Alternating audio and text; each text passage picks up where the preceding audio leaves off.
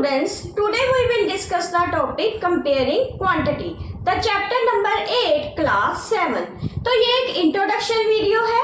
इस वीडियो में हम देखेंगे कि कंपेयरिंग क्वांटिटी का मीनिंग क्या है। तो कंपेयरिंग क्वांटिटी देखने से पहले हम देखते हैं क्वांटिटी का मीनिंग क्या है। तो क्वांटिटी क्या होती है? किसी चीज की मात्रा।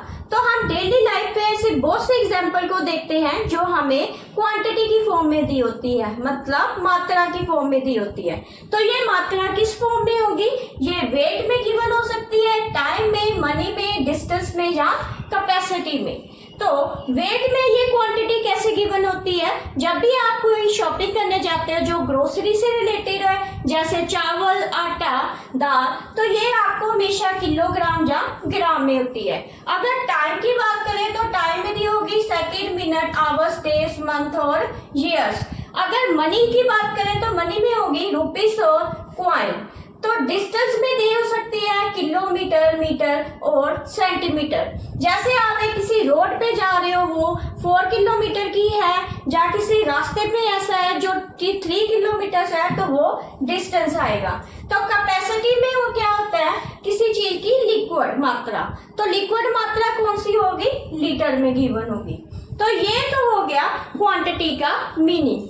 तो ये जो क्वांटिटीज है, जब भी इसको कंपेयर करते हैं तो उसको बोल देते हैं कंपेयरिंग क्वांटिटीज।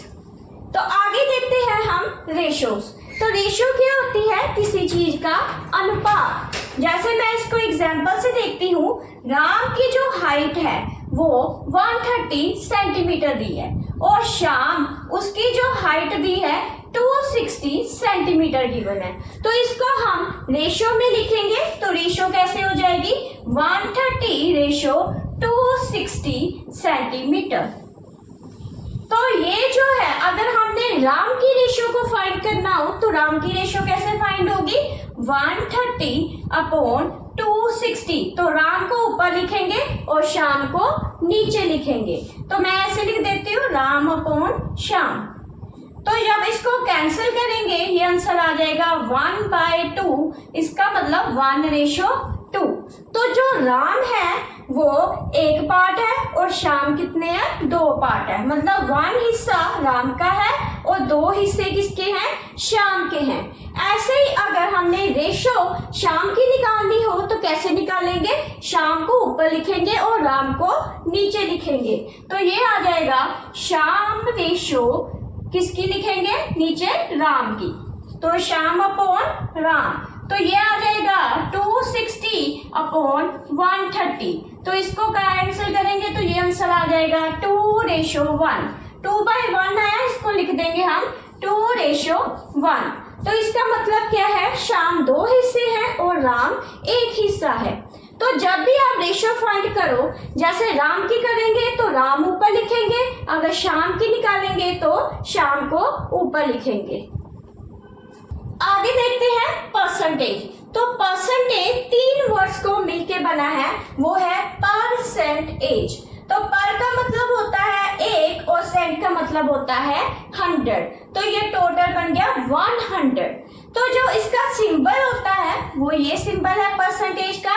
तो जो परसेंटेज है, अगर किसी को 100 में से डोनेट कर दे तो ये बन जाएगा परसेंटेज। तो इसको एक एग्जांपल से देखते हैं। अगर किसी स्टूडेंट के 70% मार्क्स आए हैं तो वो कितने में आए हैं? 100 में से। अगर उसके 70 मार्क्स आए हैं तो 70 ऊपर लिख देंगे, 100 में से आए हैं तो 100 नीचे। तो हम 70 अपॉन 100। तो ये जरूरी नहीं है जो मार्क्स होते हैं वो हमेशा 100 में ही आ जाए। तो ये जैसे 500 में से उसके 70% मार्क्स आए हैं तो 500 यहाँ पे लिख देंगे और 70% आए हैं, 70 ऊपर लिख दिया, नीचे 100 से डिवाइड कर देंगे। तो ये कैंसिल किया तो इसका मतलब उसके कितने मार्क्स आए? 350 मार्क्स। तो अगर उसे देखा जाए तो 500 में से उसके 350 मार्क्स आए हैं तो ये उसका कितना बन गया? 70%। तो इसको एक और एग्जांपल से देखते हैं। तो ये जो 70 है ये हो जाएगा परसेंटेज। ये होल जो मार्क्स है, जो पूरे मार्क्स में आते हैं, ये उसको लिख देंगे होल मार्क्स। तो ये जो मार्क्स आपके पास आंसर में आए हैं ये था ऑब्टेन्ड।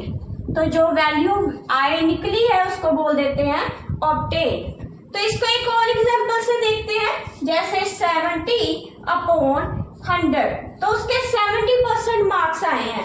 हमें ये नहीं पता कि वो टोटल कितने में से आए हैं, तो ये जो टोटल है इसको x ले लेंगे, इक्वल टू मार्क्स आए हैं 350। तो यहाँ पे हम ये वैल्यू निकालेंगे कि उसके कितने में से मार्क्स आए हैं, तो उसको हमने x ले लिया। तो इसकी वैल्यू कैसे निकालेंगे, 70 into x is equal to 350। ये 100 उस साइड जाएगा तो ये मल्टीप्लाई में हो जाएगा, तो x कितना हो गया 350 इंटू 100/70। तो इसको कैंसिल करेंगे, ये 7 0 के साथ 0 कैंसिल, ये 7 5 का 35, तो आंसर कितना आ गया 500। तो आप ऐसे यूज करके वैल्यू को आप वो टोटल वैल्यू निकाल सकते हैं जिसमें से 70% मार्क्स आए हैं। तो कितना आंसर आ गया 500। ऐसे ही अगर आपको परसेंटेज ना गिवन हो और ये दिया हो 500, तो परसेंटेज कैसे निकालेंगे, परसेंटेज को निकालने के लिए यहाँ इसकी जगह x ले लेंगे अपॉन 100, और आपको टोटल दिया हुआ है 500 मार्क्स में से, और टोटल जो आपका आंसर आया था, कितने मार्क्स आपने प्राप्त किए हैं, तो वो 350 है। तो हम इसका परसेंटेज निकालेंगे, ये परसेंटेज कितना है, तो इसको भी ऐसे मल्टीप्लाई कर देंगे, 500 into x is equal to 350 into 100। तो x कितना हो गया 350 इंटू 100/500। तो ये 2 0 के साथ 2 0 कैंसिल, 5 7 का 35, तो आंसर कितना आया 70%। तो मैंने आपको 3 एग्जाम्पल दी है। पहले में आपको परसेंटेज गिवन था, होल मार्क्स भी दिए हुए थे, तो आपने ये बताना था कि आपको कितने मार्क्स प्राप्त हुए, तो ये आ गया 350। सेकंड में आपको होल मार्क्स निकालना बताया है, और थर्ड में उसका परसेंटेज कैसे निकालना है वो बताया है। नेक्स्ट पार्ट में देखते हैं प्रॉफिट एंड लॉस। तो प्रॉफिट एंड लॉस क्या होता है, जब भी आप मार्केट में जाते हो तो 2 काम के लिए जाते हो, या तो चीजों को खरीदने जाते हो या बेचने के लिए जाते हो। जब भी आप कोई चीज खरीदते या बेचते हो उसमें कुछ प्रॉफिट और लॉस होते हैं, उसको बोल देते हैं प्रॉफिट एंड लॉस। तो प्रॉफिट एंड लॉस में सबसे पहले ये देखते हैं सीपी क्या होता है। सीपी होता है कॉस्ट प्राइस। तो जो चीज आपने जिस रेट में खरीदी है, खरीदना, तो उसको बोल देते हैं सीपी। तो एसपी क्या होता है सेलिंग प्राइस, इसको बोल देते हैं सेलिंग प्राइस। जिस चीज को आप बेचते हो, बेचने को बोल देते हैं सेलिंग प्राइस, और खरीदने को बोल देते हैं कॉस्ट प्राइस। इसको एक एग्जाम्पल की हेल्प से देखते हैं। जैसे ये पेन है, मैंने इसको 100 रुपीज में खरीदा और बेच दिया उसको 80 रुपीज में, तो मुझे लॉस हुआ या प्रॉफिट, मुझे लॉस होगा, क्योंकि मेरी जेब में से तो 100 रुपीज निकले, तो मैंने जब उसको बेचा तो वो 80 रुपीज में बेच दिया, तो लॉस कितना हो गया मुझे 20 रुपीज का। तो ये लॉस था। ऐसे ही आप प्रॉफिट को भी देख सकते हो। तो अगर मैंने पेन को 100 रुपीज में खरीदा और उसको 120 रुपीज में बेच दिया, तो मुझे उसका प्रॉफिट हुआ, क्योंकि मैंने 100 में खरीदा और 120 में उसको बेच दिया। तो इसको हम एक एग्जाम्पल की हेल्प से भी देखते हैं। जैसे अगर सीपी, यही पेन की एग्जाम्पल ही ले लेते हैं। सीपी जैसे मैंने 100 रुपीज में कोई चीज खरीदी, पेन को ही खरीदा है, तो उसको जो मैंने बेच दिया वो कितने में बेचा 80 रुपीज में। तो यहाँ पे जो सीपी है वो बड़ी है एसपी से, मतलब जो चीज मैंने खरीदी है वो बड़ी है किससे, उसके बेचे मूल्य से। तो यहाँ पे मुझे क्या हो जाएगा लॉस। तो लॉस को कैसे लिखेंगे, loss equal to CP minus SP. अगर सीपी बड़ा है तो लॉस होगा, अगर एसपी बड़ा है तो प्रॉफिट होगा। तो लॉस कितना है, loss equal to CP minus SP. तो ये सीपी दिया है 100 माइनस 80, तो आंसर आ गया 20। तो ये तो निकल आया लॉस। अगर लॉस का परसेंटेज निकालना हो तो लॉस परसेंटेज किसके इक्वल होता है, लॉस अपॉन सीपी इंटू 100। तो लॉस कितना है लॉस दिया हुआ है 20 और सीपी कितना दिया हुआ है 100 इंटू 100। तो मुझे लॉस कितने परसेंट का हो गया 20% का। ऐसे ही सेम एग्जाम्पल को मैं अब प्रॉफिट में बताती हूँ। तो प्रॉफिट कैसे निकालेंगे? अगर सीपी ये पेन मैंने 100 रुपीज में खरीदा है और उसको बेच दिया है 120 रुपीज में, तो यहाँ तो मुझे प्रॉफिट हो रहा है क्योंकि एसपी बढ़ा है सीपी से। अगर एसपी बढ़ा है सीपी से तो ये प्रॉफिट है। तो प्रॉफिट किसके इक्वल होगा? तो प्रॉफिट इक्वल टू हो जाएगा एसपी माइनस सीपी। तो एसपी कितना दिया है 120 माइनस 100 इक्वल टू 20। तो मुझे जो प्रॉफिट हुआ वो कितना हो गया 20 रुपीज का। आगे इसका भी हम प्रॉफिट परसेंटेज निकालेंगे। तो प्रॉफिट परसेंटेज किसके इक्वल हो जाएगा? प्रॉफिट ऊपर लिखेंगे अपॉन सीपी इंटू 100। तो प्रॉफिट जो आया था वो 20 था, सीपी कितना है 100 इंटू 100। तो ये 100 के साथ 100 कैंसिल 20%। तो 100 में से 20% का मुझे प्रॉफिट हुआ।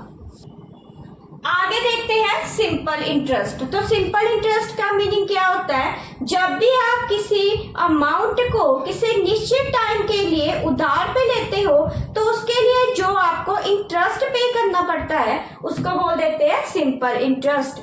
तो इसको मैं आपको एक एग्जांपल की हेल्प से बताती हूँ। जैसे मैंने राम को 1000 रुपये उधार दिए, तो 2 साल के लिए उधार दिया और रेट ऑफ इंटरेस्ट लगा दिया उस पे 3%। तो जो वैल्यू वो निकल के आएगी तो उसको बोल देते हैं सिंपल इंटरेस्ट। तो मैंने राम को उधार दिया तो ये हो जाएगा प्रिंसिपल वैल्यू, तो इसको बोल देते हैं प्रिंसिपल वैल्यू। 1000 रुपीज उधार दिए, कितने टाइम के लिए दिए उसको मैंने? 2 साल के लिए। तो 2 ईयर्स लिख लेते हैं यहाँ पे। आगे उस पे जो रेट ऑफ इंटरेस्ट लगाया वो मैंने लगा दिया 3% का। तो सिंपल इंटरेस्ट निकालने का फार्मूला क्या होता है? तो इंटरेस्ट निकालने का फार्मूला होता है principal into R into time upon 100। तो जब ये हम सॉल्व करेंगे हमें ये पता चल जाएगा कि उस पे कितना इंटरेस्ट लगा है। तो प्रिंसिपल वैल्यू कितनी थी? 1000 इंटू 2 इंटू 3 अपॉन 100। तो ये 2 0 के साथ 2 0 कैंसिल, तो ये आ गया 10 इंटू 6। इसका मतलब हो गया 60 रुपीज का उस पे इंटरेस्ट लगा। तो जो मैंने मनी उसको उधार दी थी वो 1000 थी, तो 1000 पे उसको 60 रुपीज का इंटरेस्ट लगा। तो आगे इसका अगर अमाउंट निकालना हो तो अमाउंट किसके इक्वल हो जाता है? अमाउंट इक्वल होता है प्रिंसिपल प्लस इंटरेस्ट। तो जो मनी राम मुझे पे करेगा वो कितनी होगी? तो वो प्रिंसिपल जो वैल्यू है 1000 प्लस 60 जो इंटरेस्ट था, तो इसका मतलब वो टोटल जो वैल्यू मुझे पे कर रहा है वो 1060 रुपीज है। तो इसको बोल देते हैं अमाउंट। तो ये तो था मीनिंग ऑफ सिंपल इंटरेस्ट।